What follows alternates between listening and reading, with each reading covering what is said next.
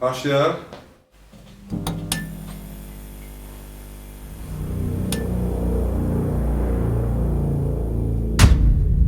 Dostlar, salam, mən Hüseyin Nağıyev. Bu video üzləşmə layihəsinin 1 ilinin, yəni bugün 22 mart tarixində 1 illik icmalı deyim və qonaq özüməm, başqa qonaq yoxdur. Yaxşı gedir də deyə bilərəm, yaxşı getmir də deyə bilərəm. Bu dəqiqə 1 ilin həm depressiyasındayam, həm gözləntilərim çoxdur.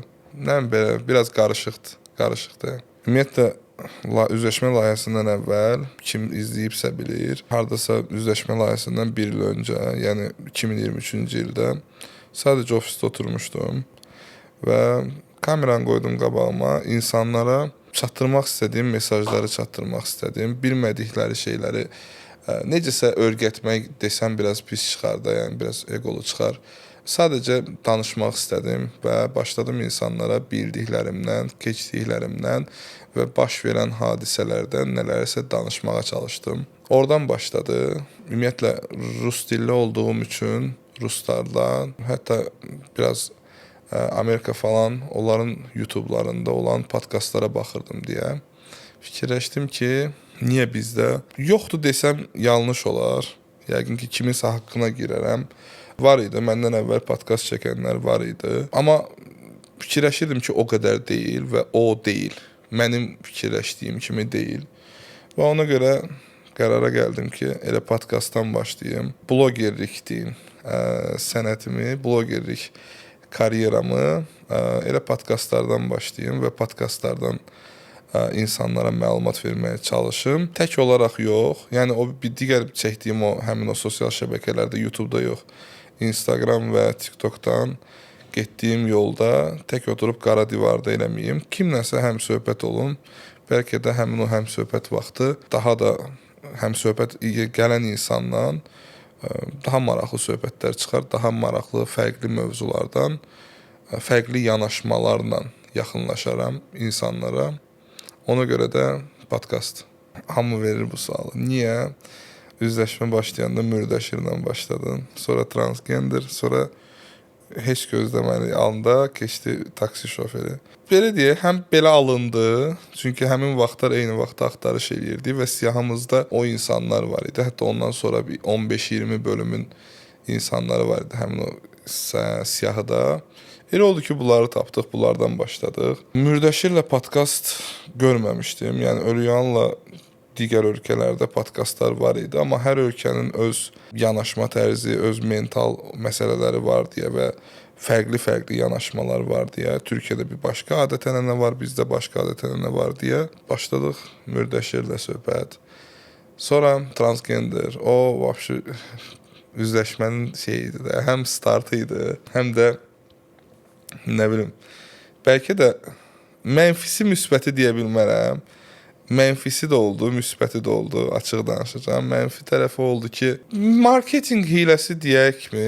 Ola bilər marketinqdən danışa bilərik ki, yəni insanları necə yeni açılan bir podkastda baxdırmağa vadar eləyə bilərdik. Məncə o idi məsələ. Belə, ən çox tənqid aldığım birinci transgender, ümumiyyətlə LGBT mövzusu, ikinci ginekoloq. Androloq da yox, daha çox ginekoloq ən çox tənqid aldığım. LGBT-dən danışsaq, ən çox mən tənqid olunduğum transgender idi, ikinci bölüm. Ki, indiyə qədər kanalda da ən böyük baxış sayı oradadır, ən çox baxış sayı ondadır. Hətta həmin vaxtlar təzə başladığıma baxmayaraq verilişi dayandırmaqda, depressiyada yaşamışdım. Həddən artıq çox tənqid var idi. Tənqidi necə eləyirdilər? Tənqidi biraz fərqli eləyirdilər. Məsələn, yol polisi əməkdaşı məni saxlayır, tanıyır, yadına düşür. Həmin vaxtı milyondan çox TikTokda baxış, 100 minə yaxın YouTube'dan baxış. Mənə deyir ki, o niyə onu çıxartmırsan? Deyə bilmə yanaşma var idi. Mən insanlara başa salmağa çalışırdım, amma çox da özümü yormurdum. Çünki mənim üçün sadəcə o bir insandır. Mənimlə eyni cəmiyyətdə yaşayan bir insan olaraq, fərd olaraq baxıram. Əgər həmin adam transgender mənim və mənim ətrafımın, mənim ailəmə heç bir propagandası, heç bir gəlib işi yoxdursa və bizim videoda da baxılıbsa, kim baxıbsa bilmirəm, baxmayıbsa baxa bilər. Təxmini 30 dəqiqə, yarım saatlıq bir podkastımız var idi. Orada heç bir söhbət olmadı ki, yəni həmin o fərd gəlib insanlara çıxsın desin ki, mən bunu məsləhət görürəm, bu bombadır, istəyərəm ölkədə transgenderlərin sayı çox olsun deyə bir mesaj yox idi və təbliğat olmadı. Və təbliğat olmadığından üçün yox idi deyə mən buna qarışmadım və qarşı durmadım ki, biz bunu efirə verək. Və ona görə də vicdanıma və mənə verilən tənqidləri rahatam, çünki cavabını da verə bilirəm və tam açıq ki, mən bunun təbliğatını aparmamışam. Azad seçimdir, kim istəyər eləyər, kim istəyər eləməz. Fikrimcə də yəni, bu elə bir mövzudur ki, orada propaganda, təbliğat belə rol oynamır. Yəni, bilmirəm arxasında nə var, nə yox, amma budur. Rəylər ümumi üzləşmədən olur, ümumi qonaqlardan olur və açığı hər qonaqdan sonra rəylər dəyişə bilir və adamların mən dediyim mənfi rəy, müsbət rəy, bir də görsən ümumi bir fikir deyilir ya da ki, hansısa bir qonağa aid bir tənqid və ya sağ ol deyən olur, təşəkkür eləyən olur. Fərqlidir. Amma ümumi yanaşmadan nəzərə salsaq, ümumi yanaşmaya baxsaq, mənə gəlib indiyə qədər üzümə, yolda, indi kommentariyalarda, şərhlərdə nə yazıblar, okey də, o mənim üçün rol oynayır, amma dib olaraq rol oynamır. Çünki mən heç kimi indiyə qədər təhqiri qəbul eləmirəm. Tanımadığım adamın təhqirini eləməmişəm. Eləmişəmsə də adamın üzünə demişəm, dalınca deməmişəm. Bir tənqidim, təhqirim varsa, təhqirə keçmərəm, amma tənqidim varsa adamın üzünə deyərəm və yaxud da ki, kommentariya qoyuramsa, insanın işini tənqid eləyərəm. Təhqirlərə baxmasaq, əgər tənqidlərə baxsaq, ümumi tənqidlərin daha çoxluğu yaxşı tənqiddir. Yəni, yaxşı deyəndə qəbul elədiyim tənqidlər idi. Pis tənqidlər də o idi ki, qonaqdan asılı spesifik bir mövzudur və ən çox dini və bu dediyim cinsi azlıqlar da idi. Yanaşmaları məncə yaxşıdır, amma orada bir fərqli bir mövzu var ki, feedback verənlər kimlərdir? Tənqid eləyənlər kimlərdir? Orada gözləmədiyim şeyləri orada yaşamışam. Tənqid eləyənlər, yəni bütün ümumi tənqid yəni saysam, təşəkkür və tənqidi saysam, daha çox yaşlı nəsil, daha çox 45 və üzəri 50 və üzəri insanlar daha çox məni yolda saxlayıb, hardasa oturduğum yerdə, bir yerdə mənə fikir bildiriblər. Yəni, baxanların məncə daha çoxu odur, rəy bildirənlərin daha çoxu odur və riskli tema olduğuna baxmayaraq, yəni ki, bizim gördüyümüz işlər, mövzular riskli idi. Ona belə sağ ol deyən insanlar həddən artıq çox idi. Nə mənada ki, misal seksoloqla olan bölümdən sonra daha çox yaşlı nəslin nümayəndələri mənə sağ ol dedilər ki, sən bu mövzunu işıqlandırmısan və cavanlara ki, elə insanlar idi ki, həmin o insanların artıq seks həyatı demək olar ki, bitib. Çünki o yaşlıda, indi hamımız bilirik. Onlar mənə sağ ol deyirdi ki, hansı ki, onların öyrənəcəyi bir şey yox idi o podkastdan. Amma gənclər üçün nəyisə maarifləndirildiyini hiss edirdilər. Amma gənclərdə bu o qədər də hiss olunmurdu. Gənclər onu sadəcə baxırdı və yaxud ya gülüb keçirdi, açıq danışaq, kommentariyalarda baxsaq, ya gülüb keçərdilər və yaxud da ki, haha tutmaq üçün ki, nə bilmə, bu niyə eləmirsiniz, onu niyə eləmirsiniz deyə bir şey var idi. Amma nəm gözlədiyim biraz fərqli oldu. Amma ümumi yanaşma, faiz nisbəti ilə deyim, mənə gələn tənqid 70-80% yaxşı idi. Əslində üzləşmənin 3 mənası var idi mən başlayanda. Bir, mənimlə üzləşmə, çünki suallarım o dərəcədə olmalıdır ki və olmalı idi ki, düşünürəm bəzi qonaqlarla da alındı. Çünki elə qonaq vardı ki, yəni onu eləyə bilməzdin. Amma eləyə bildiyim qonaqlar da vardı ki, mənlə üzləşsin. İkinci məsələ özü ilə üzləşməsi var idi. Gələn insanın özü ilə üzləşməsi. Üçüncü cəmiyyət tərəfdən, cəmiyyətin özü ilə üzləşməsi. Yəni dediyi əsas cəmiyyət, mövzu cəmiyyət idi. Üç yəni aspektdən baxanda bizim podkastımıza ən uyğun gələn ad üzləşmə idi.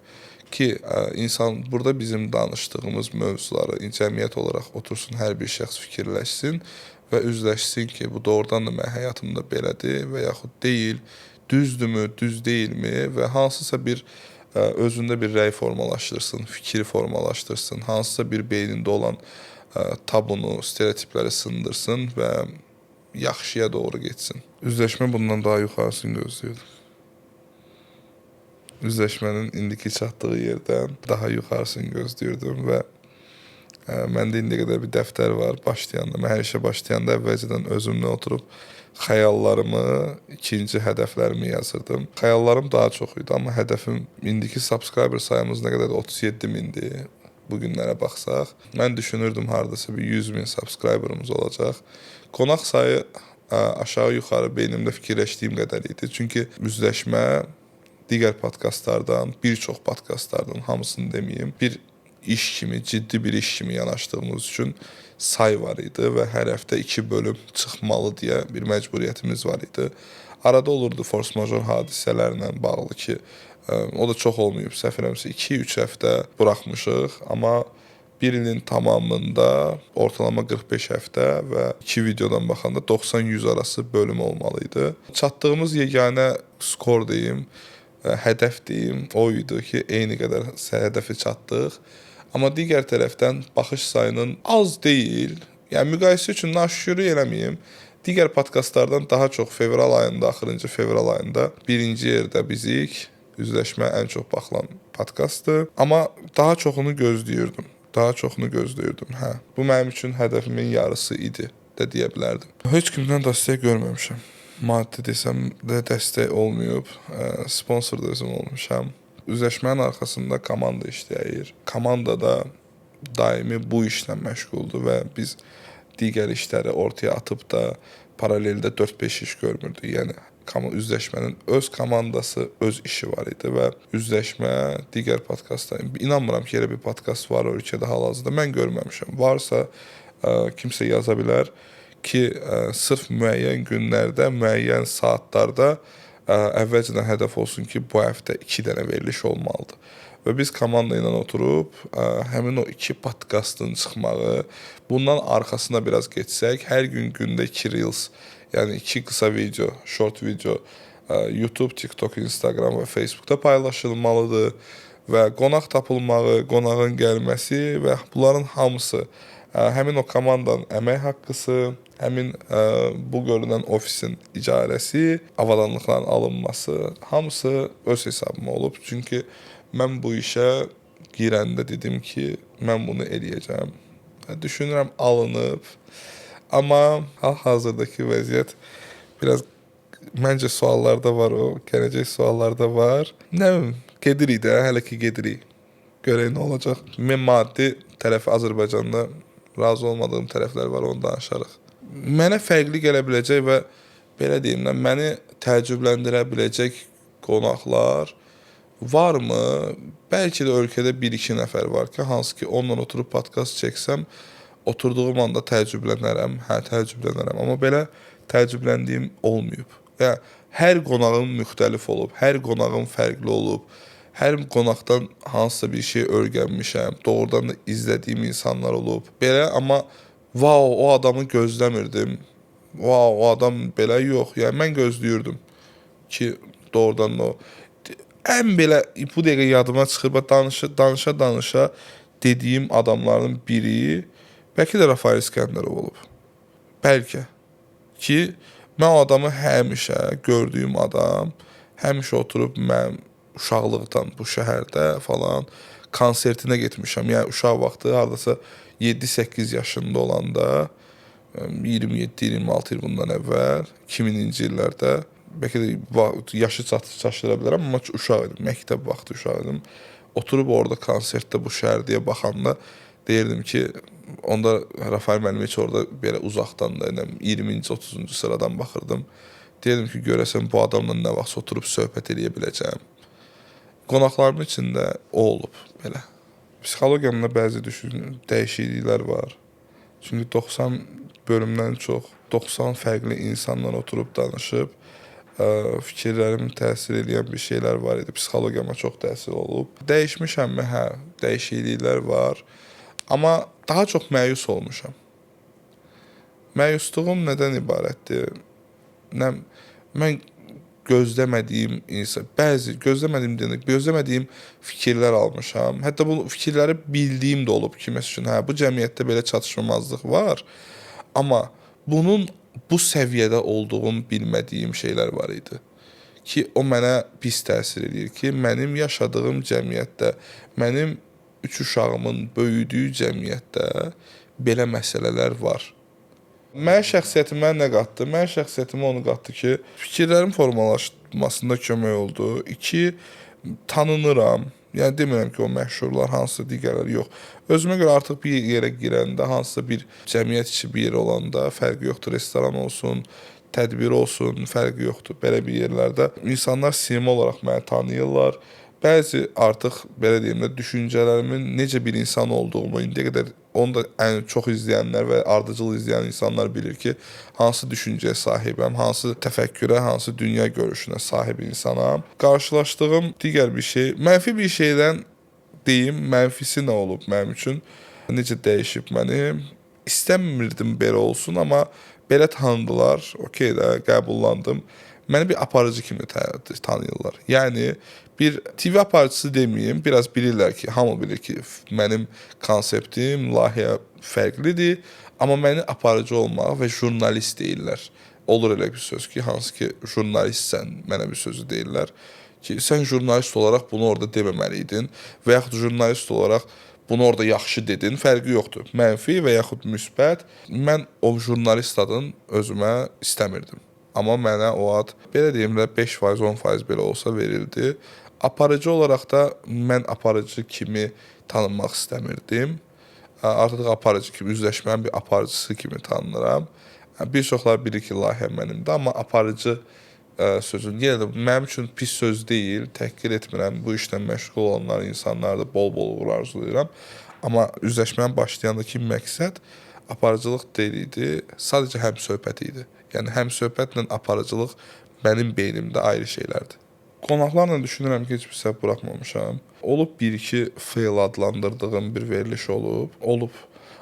Amma belə deyim ki, yox, belə tam səhv gedib, yox, peşman deyiləm nədəsə. Səhvim odur ki, ilk günlərdən, belə deyim də, layihənin inkişafı üçün maliyyə resurslarının axtarmadığım səhv idi. Mən fikirləşirdim ki, gəlib məni tapacaqlar, gəlib məni axtaracaqlar. Çünki üzləşmə o qədər təsiri var idi və çox tez vaxtda bum bir şey oldu. Artıq belə deyim də, yəni açıq deyim, layihənin 4-cü, 5-ci ayındakı tanınmışdıq və gəzilən sözlə indiki aşağı-yuxarı eyni şeydir. Subscriber sayı arta bilər, məsələn, izləyənlərin sayı 3 dəfə, 2 dəfə arta bilər. Amma 4-cü, 5-ci aydakı söhbətlər wow, yəni insanlarda olan təəssüratla say olaraq indiki eynidir. Belə. 2 dəfə olub, biri indidir açığı, biri də ortalarda bir yerdəydik, hardasa 35-ci, 40-cı bölümlərdə dalbadal səhv eləmirəmsə, həftə yarım, 2 həftəyə yaxın qonaq tapa bilmədiyimiz vaxt var idi və hər şey düz hesab elədiyim zaman, hər şeyin statistikanın uçan vaxtı biz qonaq tapa bilmirdik və həmin vaxtı dayandırmaq istəyirdim. Və indi bir ilin tamamında, o da məndə niyə formalaşıb? Çünki biznesmen olaraq, bir biznes yönümlü düşünən bir insan olaraq hər bir proyektə, başladığın istənilən bir proyektə 1 il iş aparmalısan ki, o işdən effekt görəsən. Və artıq 1 ilə çatmışıq. Effekt, maddi mənada effekt. Çünki bu gördüyümüz hər şey, bu otaq, işıq, bu montaj, bu layihə, hər bir şey pul olduğu üçün artıq bir yer var ki, həmin oradan motivasiyadan, pul tərəfdən motivasiyadan düşürsən ki, nə qədər bu davam edəcək və mən nə qədər buna investisiya edəcəm. Çox da bunları yıxmağa nail oldum, düşünürəm. Belə deyim də, ucqar bir kənddə çoban olan bir insanın gəlib mənə yaxınlaşıb, həmin o rayonda, həmin o yerdə mənə deməsi ki, məsələn, mən əvvəl oturub heç bir LGBT üzvünə baxmazdım və onların üzü gələn kimi bağlayardım. Mən oturdum, ona baxdım və mən özümə görə bir maarifləndim və sabahlarım, övladlarım üçün belə bir götürdüyüm bir şeylər oldu. 2 ginekoloqlardan, bizdə olan ginekoloq müsahibəsindən, androloqdan, ən çox belə deyim də, tip və autizmdən. Həddən artıq çox mənə rəylər gəlib, həddən artıq yolda, belə deyim də, uşağı autist olub da bilməyib və köhnə mental dəyərlərdən qaynanası gəlib deyib ki, uşaq danışacaq, narahat olma, belə. Bizim layihənin videosuna baxdıqdan sonra üstünə düşüb də uşağında belə bir problemin olduğunu kəşf edən insanlar var idi və insanların o dediyim bu məsələdə ən çox mənim 3 övladım var deyə bu şeyə daha çox üstünlük vermişdim danışmağa. Orada bir dənə məsələ var idi ki, məncə maarifləndilər və o köhnə psixologiya var idi ki, uşaqdır danışar, uşaqdır belə eləyər, uşaqdır ərköyündür ki, indiki dövrdə bu düzgün deyil yanaşma. Məncə onu bir qismən də olsa sındıra bilmişik. Üzləşməni harda görürəm? Çox yuxarılarda görürəm. Layihə olaraq əlavə eləmək istədiyim çoxdandır layihə var. Üzləşmənin biznes qolu ki, biznes əslində belə şeylər var. Yenə deyirəm, ölkədə var.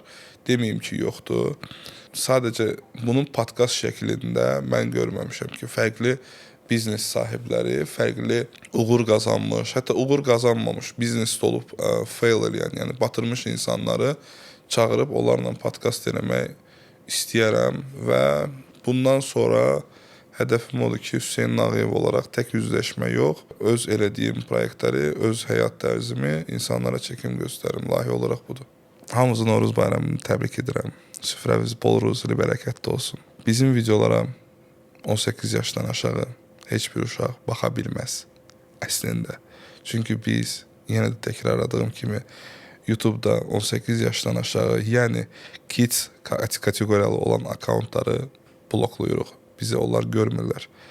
Valideyn olaraq uşaqlarınıza bizim videolarımızı öz YouTube akkauntunuz açıq ola verməyin. Çünki bu 18 yaşdan yuxarı insanlar üçün bu podkastlar. İzləməyə davam edin və indiyə qədər heç bir bölümümdə sizdən neysə xahiş etməmişəm. Hətta sadəcə videonun sonunda bir dəfə kanala abunə olmağı, videonu bəyənməyi və paylaşmağı unutmayın deyərək sadəcə bir seçim təqdim etmişəm. Bunun indiyə qədər olan 90-dan çox bölümünün demək olar ki, hamısını öz vəsaitimlə etmişəm və niyyətim pis olmayıb. Məncə niyyətimi buradan hamı bilir ki, pis niyyət heç nə olmayıb. Daha çox feedback verin, daha çox tənqid varsa tənqid edin, problem yoxdur. Mən tənqidə açığam. Əgər hardasa səhvim varsa düzəltməyə çalışaram. Əgər bir şeyi yaxşı etmişəmsə, insanlara motivasiya etmək çox yaxşı şeydir. Motivasiya edə bilərsiniz, like qoya bilərsiniz, bəyənə bilərsiniz, paylaşa bilərsiniz və yaxud da ki, altda bir şərh yaza bilərsiniz. Yəni, maddi heç kimdən heç nə istəməmişəm. Maddi tərəfə istədiyim bir şey var. O da ki, sizdən, izləyicilərdən deyil. Ümumiyyətlə, tək özüm üçün istəmirəm, inanım səmimiyyətimə və tək özüm üçün demirəm. Ölkədə olan üzləşmə və digər maraqlı, mənalı, maarifləndirici kontentlərə pul buraxın. Bu sponsorlara aiddir, hansı ki, doğrudan reklamlara ehtiyac var və dövlət qurumları da ola bilər ki, əgər siz ölkənin inkişafını istəyirsinizsə, oturun özünüz baxın. Heç insanlardan belə götürəndə ehtiyac yoxdur feedback almağa. Özünüz 5-6 bölümə baxsanız, fərqli bölümlərə baxsanız, həmin insanın, aparıcının, mənim timsalımda mənim niyyətimi də bilərsiniz və hər bir şey özünüz açıq şəkildə görəcəksiniz. Ona görə də kiməsə motivasiya vermək üçün, əgər siz pul vermək, sizdən pul, izləyicilərdən pul istənilmir, izləyicilərdən sadəcə videoya baxmağı, şərh yazmaq və paylaşılmaq istənilir. Bu puldan daha çox böyük bir motivasiyadır. İkinci maddi tərəf olanda sponsorlardan maddi tərəf çəkinməyin, kollaborasiya edin. Boş-boş bayağı kontent, bayağı məzmun yayan insanlarla həyatda heç bir məqsədi olmadan bu işi görən insanlara pul verməkdənsə maarifləndirici, yenə dediyim kimi məqsədi olan verilişlərə, məqsədi olan insanlara, blogerlərə sponsor olmağı və birlikdə iş görməyi daha üstün tutmağınızı istəyərəm. İzləmədə qalın. İnşallah daha yaxşı olar, daha yaxşı maraqlı qonaqlar olar qismət olsa. Təşəkkür edirəm.